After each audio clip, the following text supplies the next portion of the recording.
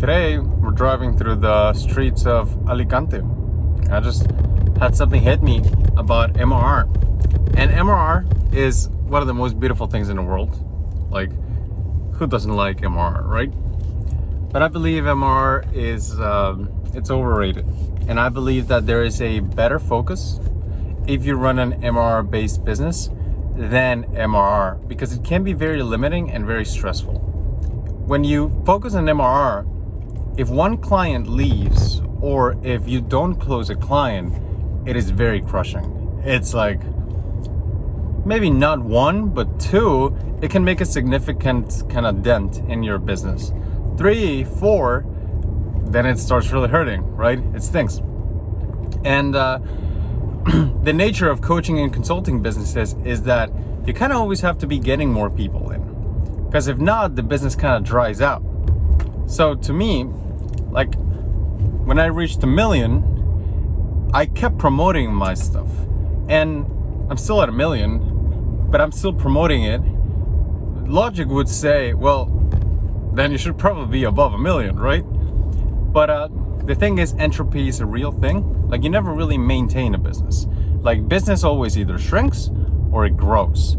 Like, it's always gonna do either of those two. The fact or the belief that it's gonna be stable and you're gonna stay at one stage, that's just kind of a fairy tale. So it just doesn't happen. You either shrink or you grow. So that can be very stressful for the entrepreneur, because as humans, what we want is stability, right? We want something that's like always kind of there, right? We don't want to be kind of guessing. So what is the solution there if not MRR? Because MRR is highly volatile, and if you attach some sort of emotional kind of solace to it, then it's probably going to crush you.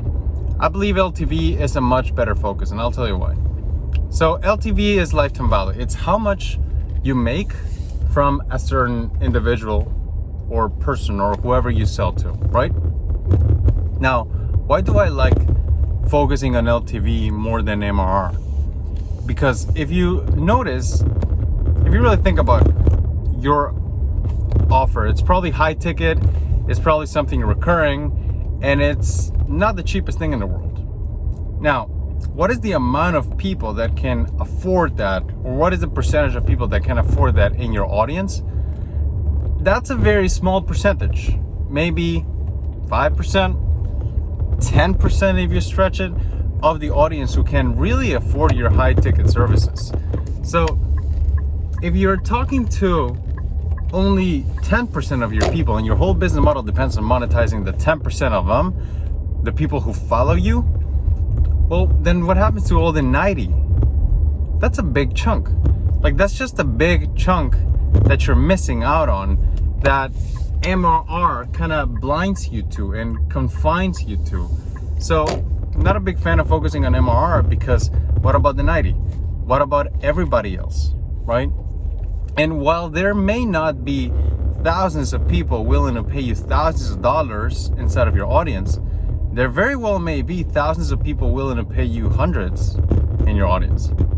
So then, if you focus your mind on, let me not try to get as much MRR as possible, but extract as much LTV as possible, then the game changes. You stop thinking on how do I get more clients, and you start thinking about how do I get the most out of the audience and meet everybody where they're at. Some people, like, let's just call it their wallet, right? Their wallet is open to you for maybe $500, $600, $700, right? And if you only sell that one offer, then you miss out on, maybe it's 20% of your audience paying you $700. It's not a bad deal, right? And so on and so on. MRR has got a big focus because it is the most emotionally soothing metric that we can focus on. It soothes a lot of pain, and but it also creates a lot of pain, because when you lose somebody, it stings.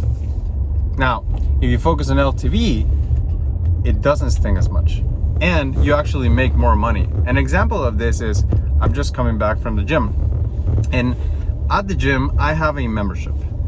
The Ukrainian, my wife, does not. Now, she goes there maybe once a week because she's a runner. She loves to run. And, well, her gym is the outside, right? But every now and then she'll decide to do some strength training with me. Her focus is on, well, the gym's focus is not on getting as many clients to stay there as possible. The gym's focus is on LTV, and that means that they make more. Why? Because they can sell her a day pass. Now, if she goes there once a week, I did the math. The day pass prices would end up being as much as if somebody committed to the gym for 6 months, over a year. So they're getting 6 months of money out of her, well, out of me. So that's a lot of money. That's somebody who's staying for 6 months. Now imagine if she shows up to the gym and then she wants to buy a day pass and the gym goes, no, you can't do that. Sorry, impossible. Because we only take committed people. You have to commit to this. Commitment or nothing. Well, then that's kind of a big waste, because what about the 6 months she would have ended up at? But the gym doesn't do that because their focus is on LTV. They want to extract as much as they can from the people that come through the door, and then they sell her like the waters, and sometimes they make another deals and so on, because they get it. Like, old businesses get it. They understand that some people are here for a long time, some people are here for a good time and a short time. So it doesn't really make sense to only sell one offer. As a gym, a service provider, you make a lot more if you focus on, how do I meet people where they're at? How do I extract as much from their wallet as I can? And MRR is just one of the ways that they do that. Subscriptions and commitments is just one of the ways that they do that. Another way to do that is maybe somebody's just gonna show up once and you can sell them a water. Maybe somebody's gonna show up once a week and then you can sell them a day pass. So if you only have one offer with one pricing modality, one set duration, and one promise, you're only talking to the 1% literally of your audience who can afford it. But the other huge chunks you're kind of missing out on. You're saying no to the wives of dudes who are just want to train once, but maybe they'll do it plenty of times. And that's what an LTV focus does for you. And that was a big realization for me. And it was difficult because I didn't want to let go of the MRR focus. Again, because it feels so good. It is a very soothing thing to see MRR grow. But as your business grows, you also have to grow. And you've got to understand that sometimes the metric that got you here won't get you there. And an LTV focused mindset was honestly freeing, because I was okay and I didn't mind with just varying my offers, because I understood that the minority of the audience who are the kind of people that I would like and they would like to work with me on a client basis is a minority. And so if you look at your audience not as one entity, but as an infinitely segmentable entity, the amount of possibilities that open up to you is fantastic. Because imagine if you put that one to rest for a little bit, you put your main offer to rest for a little bit, and then you think, how can I extract the most from all the other guys? And then you do that. And then if you're smart about the back end, how much more could you make in the back end off of that? And then you can keep promoting the same offer you've already been promoting. And because you didn't promote it for a while, then by the time you bring it back, well, it's gonna hit harder, right? Novelty is a big aspect of why offers work. An MRR focused mindset doesn't get you that kind of thoughts, doesn't make you think about all the different possibilities. It makes you iterate over a very small set of variables, which is your one main offer. And that is very limiting. And that is why you keep trying angles and durations and posts and certain, I don't know, VSLs, and they're not landing. It's because you keep talking to the same 1% of the 1%. And it's not that the audience is dead. Audiences they just don't die, right? Like, it's just that the segment has seen your ad and your offer so often And there's so little of them because of the nature of high prices and recurring commitments that they're just kind of tired of it. And maybe the best thing you can do for that offer is just to let it rest for a little bit and then focus on getting everybody else to give you money, because they're literally been thinking about it. You just haven't made the right modality. You just haven't made it possible for them. But if you did have an LTV focused mindset, which was honestly one of the most freeing things I did for my business, then you open up that door. And I saw this post the other day that said, cheap offers attract cheap people. And yes, but that doesn't tell the whole story, because expensive people also buy cheap offers. Like, just because somebody buys a low ticket thing, that doesn't mean they're a low ticket person. Maybe they're a high ticket person, but they just needed to see a little bit of you in action. And maybe this is why you run sales calls, and once you get them on a sales call, it's an easy close. It's just getting them on it that's hard. Why? Because sometimes people just need to see you do your magic in order to understand, oh, I like this magic. I like what this guy's got to offer. And then it makes sense to jump on the other thing. So not only, like, the things that LTV focused mindset gives you are not only you get a lot more from your audience because you're tapping into this huge like segment that you just haven't made an offer to, and they miss you and they're ignored, and they're like, please let us give you our money.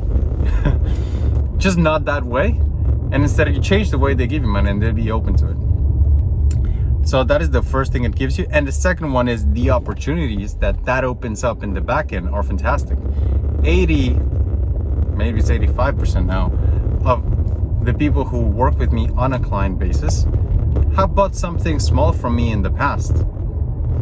I wouldn't have offered that if I was just focused on MRR, because I would think, what's the point? Like, digital products, you just sell a small thing, like that doesn't scale, right? Like, it's just a small thing. I want MRR. Well, don't think like that. that limits you. MRR focused mindsets limit you. LTV focused mindsets free you to understand that everybody in your audience is willing to give you an amount, and your job goes from trying to figure out, how do I make my offer better, make it more irresistible, and it goes towards, what else can I offer? What can I change? What can I tweak? And there's multiple ways to do that. It doesn't just have to be about the angle or the VSL, because you're only changing kind of the surface level stuff. If you change the core of it, and you think, there's people who are willing to meet me at different prices, at different durations, at different promises, at different modalities, at different kind of payment plans. Man, the possibilities are fun, because then you open yourself up to so much more. Like, you got so far to the point where you are right now, just selling one offer. What if you opened up 4 and all the different avenues open up to you? There's a lot to be done there. So me personally, I like cycling between, what are they? They're 4. So there's kind of cheap one-time offer, there's a cheap recurring offer, there's a cheap one-time, cheap recurring, there's an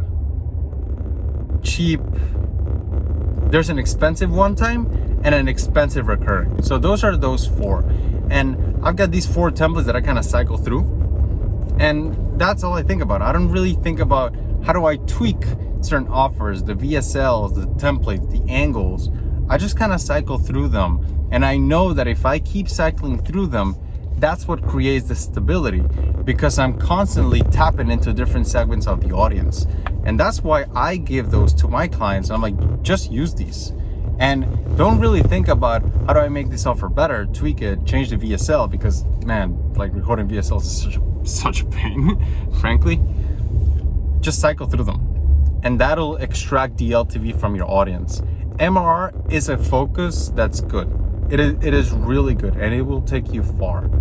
LTV is kind of the next step. It's when you really understand how business in the back end is much more powerful than business in the front end. Like, if you're only depending on the first sale, then all the back end sale, like, you're just kind of blinded to it. It's just something you don't think about when you focus on MRR. But in LTV, it's open up to you.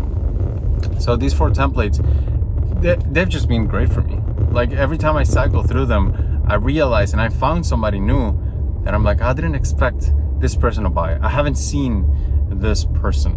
And naturally, because they just weren't the offer I was making to them. Maybe the offer and the promise was right, but the duration, the pricing, the modality, how easy it was to start, maybe it wasn't.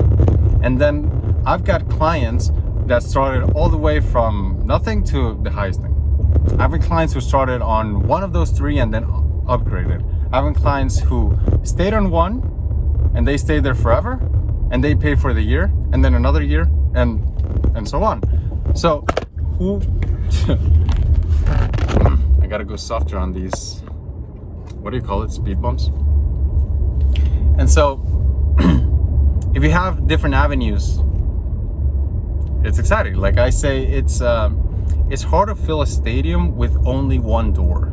So, and you've got a pretty full stadium. You've already got some clients. So what would happen if you open more? That's what I think about. So these 4 templates, they're all available. Like I give them to my clients, whether it's high ticket or low ticket, they can have them. So if you go to the link in the description, there's a link to the tool tier. Inside of the tool tier, you're gonna find all 4 Google Doc templates, and you can swipe them for yourself and use them. So if you find those helpful, and if you think about the possibilities that could open up to your audience, then you might want to use them. There's also some ways that you can test them in case you don't want to kind of do a big launch, because sometimes making big launches and changing some things about your offer can be scary about the way your audience perceives you, and I agree. Like you need to show up with leadership to your audience. There's inside of it, there's the validation equation. That's another lifesaver because it allows you to test your offer with a very small segment.